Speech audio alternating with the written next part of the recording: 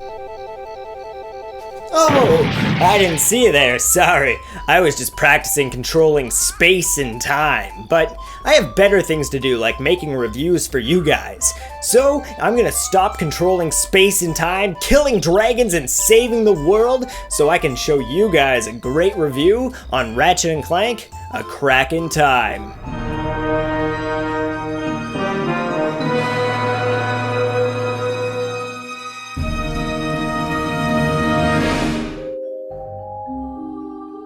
Ratchet & Clank was a game originally developed for the PlayStation 2 by the creators of Spyro the Dragon, and the series was and is still widely claimed to be a masterpiece to this day. But when Ratchet made the transfer to the PlayStation 3, he seemed to be a little underappreciated and not talked about as much. Was it because the games just weren't good anymore? Was it because everyone just wanted to get their Call of Duties on? Or instead, was it just because no one was interested in Ratchet & Clank anymore? I myself find it very curious, and that is exactly why I want to take a look at and review Ratchet & Clank: A Crack in Time. When first starting up Ratchet & Clank, we are greeted with an absolutely beautiful cutscene, showing off the difference between the PlayStation 2 games and what the PlayStation 3 can really bring to the table. And it's just, well, mind-blowing. But as we make our way through this cutscene, we are reintroduced to one of the fan-favorite villains from the original trilogy, known only as Dr. Nefarious. And he's just as hilarious as he was before, with great dialogue and cutscenes through the whole game, always getting you excited to see what he does next. And what he does in this first cutscene is extremely important, as he releases Clank from his prison by accident, allowing you to start playing the game. And right off the bat, things are fairly interesting, since you're dropped into an unknown area with little to no knowledge of what is happening, except you are trying to escape the evil claws of Dr. Nefarious. It's also interesting in the fact that it's the only game in the Ratchet & Clank series where you begin with Clank instead of Ratchet, which overall doesn't change much but lays the foundation for the game, allowing you to understand where Clank is and why he isn't with Ratchet when you start playing as him. And speaking of Ratchet, after a cutscene with more nefarious fun, the Great Clock! A marvel of science and sorcery, engineered by the brightest Sony in all of existence, and constructed in the exact center of the universe! Give or take 50 feet. We are introduced to Ratchet's side of the story. Space. It's huge. So huge, in fact, that if you lost your car keys in it, they would be almost impossible to find. Luckily for Ratchet, Captain Copernicus L. Quark was on the case. His mission, rescue the Lombax's one and only friend. Yep, without Clank, Ratchet was alone in the universe. Alone. Alone. Alone. You realize this ship has an ejector seat, right?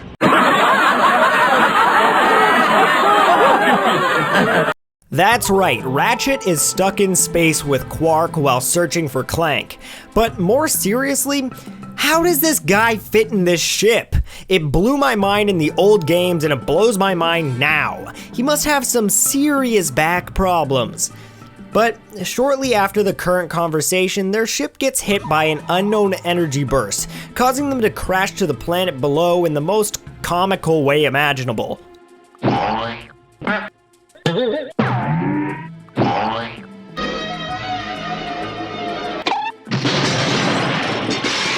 After the most ridiculous crash ever, we finally get a hands-on experience with Ratchet, and just like every other game, he controls flawlessly with smashing boxes, strafing, and shooting feeling as precise and fun as ever, but with many more interesting features.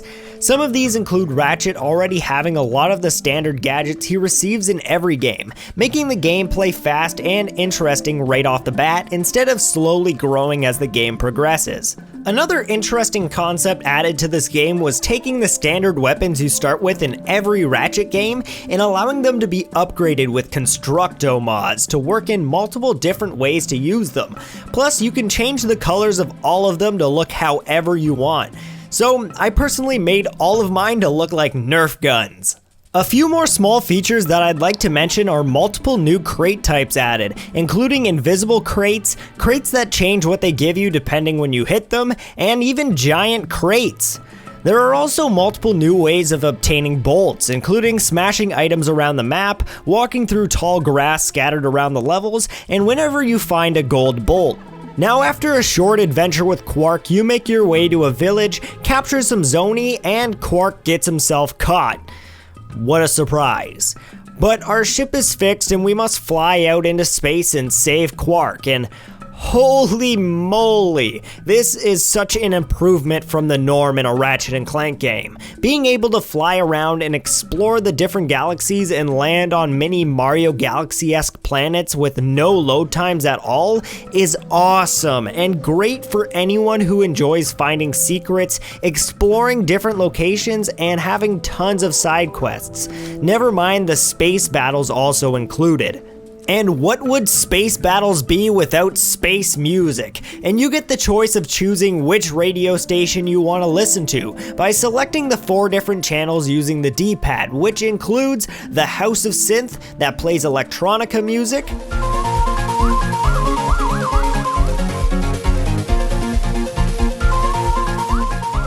Pirate Radio with Slag and Pete from Tools of Destruction as the DJs who talk about pirate news and play rock music,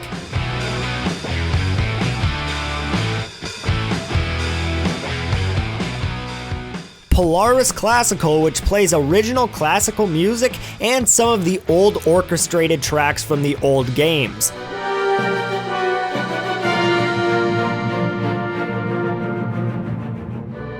And lastly, the Deep Space Jams channel, which features some of the coolest jazz in the galaxy.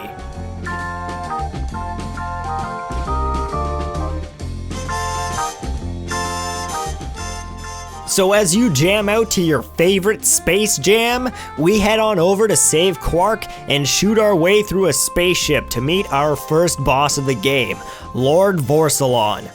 The bosses of A Crack in Time might just be some of the best in the series, including 3-headed dragon robots, giant monsters, space battles, and even a giant robot. Stall it? It's the size of a building!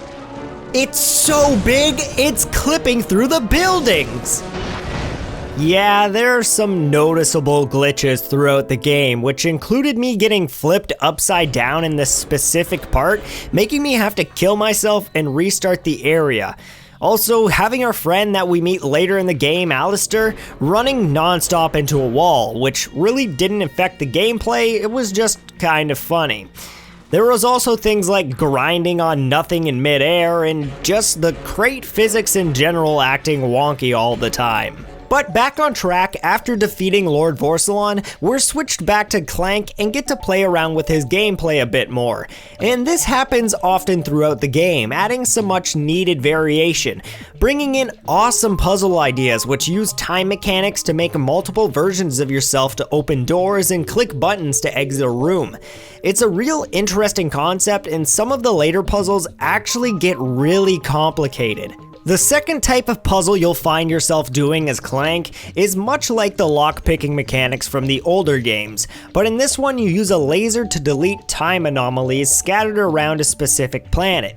And truthfully, these puzzles are really easy and kind of just throwaways since they only appear a few times and are really simple. They don't add much to the game, sadly, and I thought it would have been more interesting if they made it so fixing things as Clank would change and fix areas that Ratchet himself could actually visit, allowing you to get to new areas or secrets. But sadly it doesn't do much at all other than give you bolts or a golden bolt for a special secret one if you can find it. After playing Clank for a bit and learning some more information on where you are and what you're doing here, we jump back over to Ratchet and get our first hands-on experience with some tournament battles, which have always been my favorite parts of the Ratchet games. Fighting waves and waves of enemies and testing your skill has always been awesome to me. The battle arena in this game is actually really sweet since there are a ton of things to do, including a top-down Quark arcade game, and making fun of the Argonians in the crowd is always a fun time. Wow, check out these guys, they're ridiculous. The guy in the background there, he keeps eating his popcorn, like literally whole. He eats it and then eats the bucket. Never mind the guy below him, continuously sucking on his pop, swallowing it, and then grabbing a new one. No wonder the Tachyon behind them is scared and like crying in his pants. I'd be scared too if everyone around me was eating their food and then swallowing the buckets whole. Jeez, no wonder these guys are fat.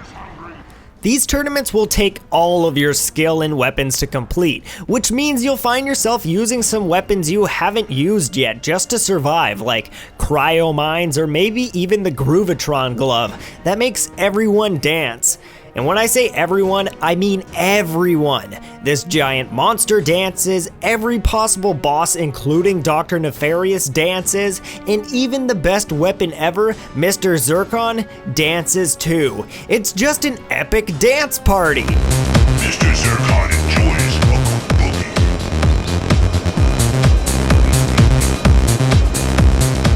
Alongside the many weapons you can use, there are plenty of gadgets to have fun with, aside from the standard grind boots, gravity boots, and swing shots we are so used to by now. We also get a gun that lets us move liquids around, and hover boots for when you gotta go fast. Go, go, go, go, go, go, go, gotta go fast! Gotta go fast! Gotta go faster, faster, faster, faster, faster! Seriously, using these hover boots made it feel like I was playing a Sonic game, and it was awesome zipping from one area to the next with these boots. The last thing I've been waiting to mention, since it's my favorite part, is traveling between past and present. And this isn't some badly put together time travel mechanic. It's actually really cool. Bringing you to different looking areas and changing things in the past actually affects the future, or even changing the whole map depending on what you change in the past. And as someone who really loves time traveling in games, I loved when these mechanics were brought into the game. It's just too bad that they weren't brought in sooner. They were brought in so late that they weren't really used much, which was kind of upsetting to me. But overall, A Crack in Time brings an interesting story and fresh gameplay that the series is just needed and hasn't gotten in a long time. Plus, it's probably one of the best Ratchet & Clank games in the whole franchise, and it makes me wonder why I didn't hear about any of the games after the PlayStation 2 trilogy. Kinda makes me upset that I didn't play this game when it first came out, but I am excited to get my hands on into the Nexus and play that one for sure.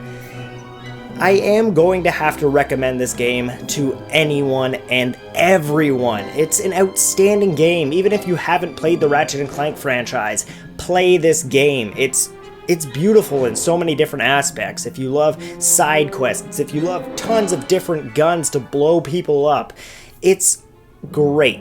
Trust me. Go out, find a copy. It's pretty cheap. Pick it up and have a good time.